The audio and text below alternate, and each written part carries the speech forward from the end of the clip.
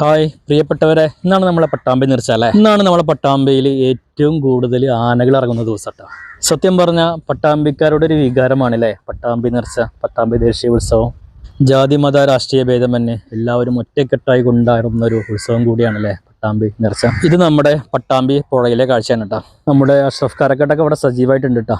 ഈ പട്ടാമ്പി നേർച്ചയ്ക്ക് ഒരു സന്തോഷവും ഉണ്ട്, ഒരു സങ്കടവും ഉണ്ട് കേട്ടോ. എന്താണെന്ന് വെച്ച് കഴിഞ്ഞാൽ സാധാരണ പട്ടാമ്പി നേർച്ച എന്ന് പറയുമ്പോൾ രാത്രി 10 മണി വരെയാണ് അലൗഡ് ഉള്ളൂ. പ്രാവശ്യം അത് രാത്രി 12 മണി വരെ ആക്കിയിട്ടുണ്ട്.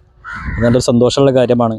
അതുപോലെ സങ്കടമുള്ള കാര്യം എന്ന് വെച്ച് കഴിഞ്ഞാൽ ഒരുപാട് പ്രവാസികൾ ഈ പട്ടാമ്പി നേർച്ചയ്ക്ക് നമ്മളെ നാട്ടിൽ വരാറുണ്ടല്ലേ. പ്രാവശ്യം പല പ്രവാസികൾക്കും നാട്ടിൽ എത്തിച്ചേരാൻ സാധിച്ചിട്ടില്ല. അത് ഗൾഫ് നാടുകളിൽ നടക്കുന്ന യുദ്ധത്തിൻ്റെ, ഗൾഫിൽ പ്രതീക്ഷിക്കാതെ വന്ന മഴയുടെയും പിന്നെ വിമാന കമ്പനിക്കാർ ഉയർത്തിയ ടിക്കറ്റ് ചാർജിൻ്റെയും ഈ കാരണത്താൽ ഒരുപാട് പ്രവാസികൾക്ക് നമ്മളെ ഈ പട്ടാമ്പി നേർച്ച നഷ്ടപ്പെട്ടിട്ടുണ്ട്. അപ്പോൾ അതൊരു സങ്കടമുള്ള കാര്യമല്ലേ അല്ലേ. അപ്പോൾ ഇന്ന് പട്ടാമ്പിക്കാർക്ക് ആഘോഷങ്ങളുടെ രാവാണല്ലേ. ഏകദേശം 60ഓളം ടീമുകളാണ് ഈ പട്ടാമ്പി നേർച്ചയിൽ പങ്കെടുക്കുന്നത് കേട്ടോ.